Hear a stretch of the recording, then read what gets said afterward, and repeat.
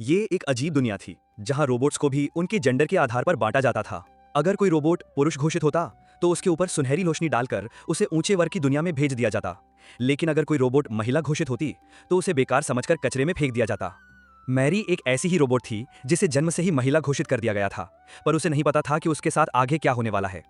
दूर आकाश में वो सुनहरी रोशनी की लकीरें उठती देख रही थी। उसके भीतर ये जानने की तीव्र इच्छा जगी कि ये रोशनी क्या है और इसका अर्थ क्या है।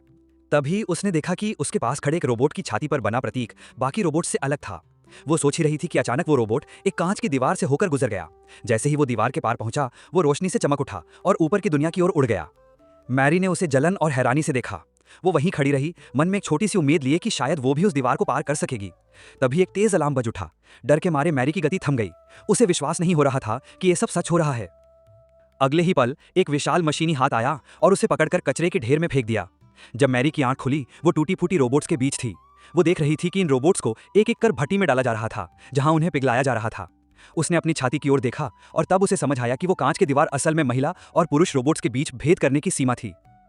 मैरी के भीतर क्रोध की ज्वाला भड़क उठी। उसने सोचा, सिर्फ महिला रोबोट्स को ही क्यों मिटा दिया जाता है? ऐसा अन्याय क्यों?